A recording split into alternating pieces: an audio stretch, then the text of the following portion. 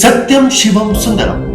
ವಾರಣಾಸಿಯಲ್ಲಿರುವ Manikarnika ಘಾಟಿನ renovation ಕಾರ್ಯ ಶುರುವಾಗಿದೆ. As usual Modi ಸರ್ಕಾರ ಮಾಡುತ್ತಿರುವ ಎಲ್ಲ ಕಾರ್ಯಕ್ರಮಗಳಿಗೆ ಪರ ವಿರೋಧ ಚರ್ಚೆ ಶುರುವಾಗಿದೆ. ಆದ್ರೆ ಮಣಿಕರ್ಣಿಕಾ ಘಾಟ್ನ ರಿನೋವೇಷನ್ಗೆ ಪರ ಇರುವುದಕ್ಕಿಂತ ಜನ ವಿರೋಧ ಮಾಡುವವರ ಸಂಖ್ಯೆ ಜಾಸ್ತಿ ಇದೆ.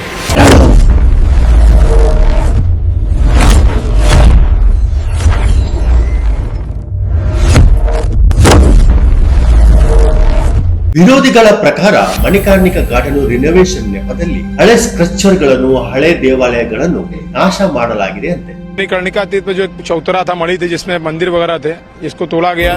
विकास होना चाहिए लेकिन अपने पुराने धरोहर को संजोते हुए. विकास से कोई पीछे हटने वाला विकास, हम लोग भाग्यवान है कि मोदी जी हम लोग के संसदीय क्षेत्र में विकास करने की योजना बना रहे हैं, विकास कर रहे हैं. लेकिन अपने पुरानी धरोहर को संजोते हुए किया जाए तो अच्छा, उसका स्वागत है, समर्थन. बीजेपी का कार्यकर्ता नहीं आया, अधिकारी वर्ग आए रहे, पुलिस वर्ग आए रहे कि यहाँ कहीं मीटिंग नहीं होना चाहिए, फालतू कुछ बोलना नहीं चाहिए. ठीक है, हम लोग फालतू कुछ नहीं बोल रहे हैं, मगर जो जिस तरीके से है अगर उस तरीके से बना करके दें तो कोई दिक्कत नहीं है. सरकार का पूरा समर्थन है. वहाँ मंदिर रहा, बाबा नीचे बैठे रहे, अहिल्याबाई की मूर्ति रही, इकट्ठे इन्होंने गिरा दिया.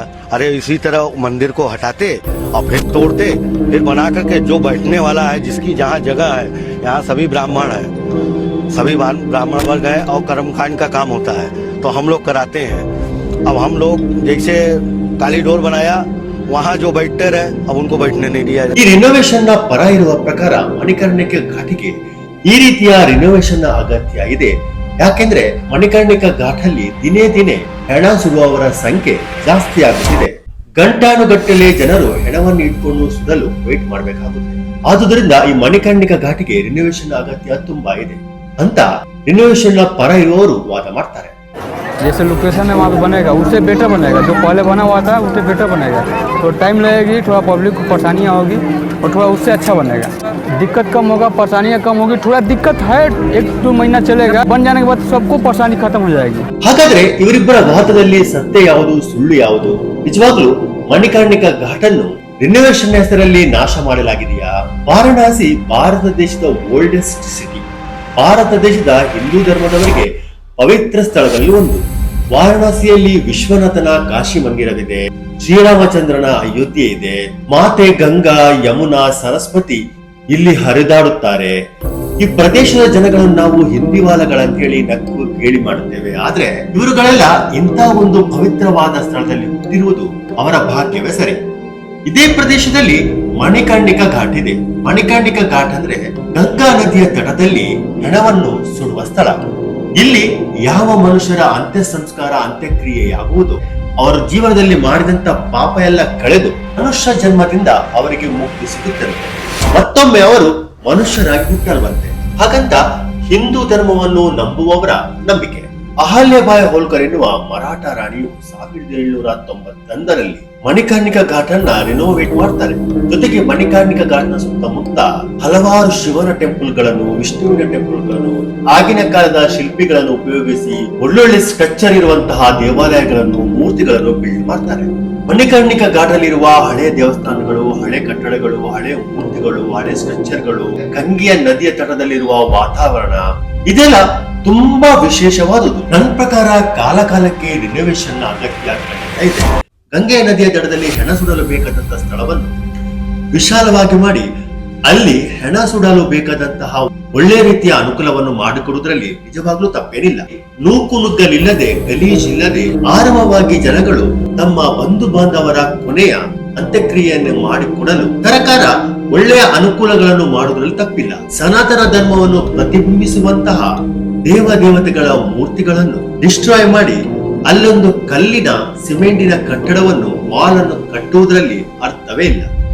ನಿಮಗೆ ಇನ್ನು ಉದಾಹರಣೆಗೆ ಹೇಳಬೇಕಾದ್ರೆ ಡಾಕ್ಟರ್ ರಾಜ್ಕುಮಾರ್ ಅವರು ಹುಟ್ಟಿ ಬೆಳೆದಂತಹ ಗಾಜನೂರಿನಲ್ಲಿರುವ ಹಳೆ ಮನೆಯನ್ನು ಈಗಲೂ ಉಳಿಸಿಕೊಂಡು ಬಂದಿದ್ದಾರೆ.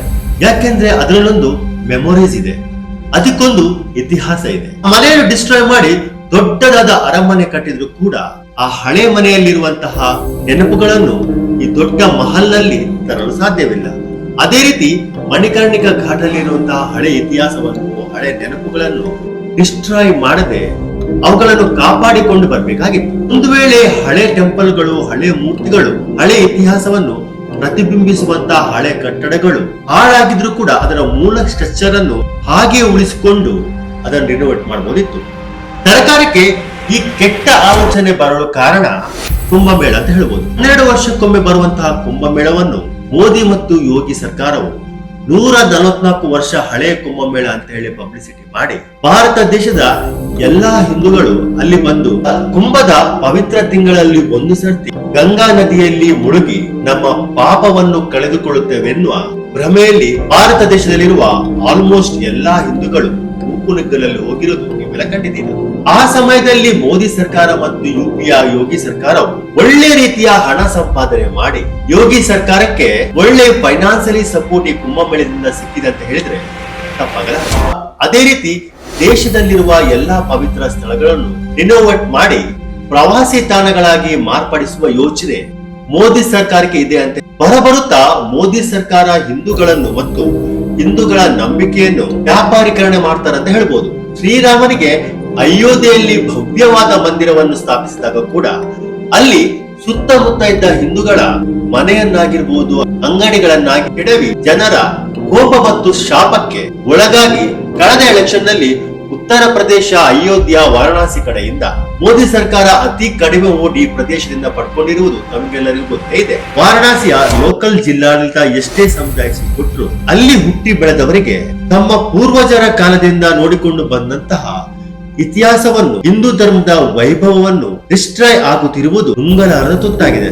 ಮಣಿಕರ್ಣಿಕಾ ಘಾಟ್ ಅಲ್ಲಿರುವಂತಹ ಆಲ್ಮೋಸ್ಟ್ ಎಲ್ಲಾ ಹಳೆಯ ಮಂದಿರಗಳನ್ನು ಡಿಸ್ಟ್ರಾಯ್ ಮಾಡಲಾಗಿದೆ. ಔರಂಗಜೇಬ ಅಷ್ಟು ಮಂದಿರ ಕೆಡವಿದ ಇಷ್ಟು ಮಂದಿರ ಕೆಡವಿದ ಅಂತ ಹೇಳಿ ಬಾಯಿ ಬಡ್ಕೊಳ್ತಿರುವ ಬಿಜೆಪಿಯವರಿಗೆ ಹಳೆಯ ಕಾಲದ ಮಂದಿರಗಳನ್ನು ಉಳಿಸಿಕೊಳ್ಬೇಕು, ಭಾರತ ದೇಶದ ಹಿಂದೂ ಸಂಸ್ಕೃತಿಯನ್ನು ಪ್ರತಿಬಿಂಬಿಸುವಂತಹ ಪುರಾತನ ಕುರುಹುಗಳನ್ನು ಅವುಗಳನ್ನು ಡಿಸ್ಟ್ರಾಯ್ ಮಾಡದೆ ಮುಂಬರುವ ಪೀಳಿಗೆಗೆ ಮುಂಬರುವ ಜನರೇಷನ್ಗೆ ಕೊಡುಗೆಯಾಗಿ ಕೊಡಬೇಕೆನ್ನುವ ಸಾಮಾನ್ಯ ಜ್ಞಾನ ಮೋದಿ ಸರ್ಕಾರಕ್ಕೆ ಬಿಜೆಪಿಯವರಿಗೆ ಇಲ್ಲವೇ? ತಮ್ಮ ಅನಿಸಿಕೆಗಳನ್ನು ಕಮೆಂಟ್ ಮಾಡಿ ತಿಳಿಸಿ. ಜೈ ಹಿಂದ್, ಜೈ ಕರ್ನಾಟಕ.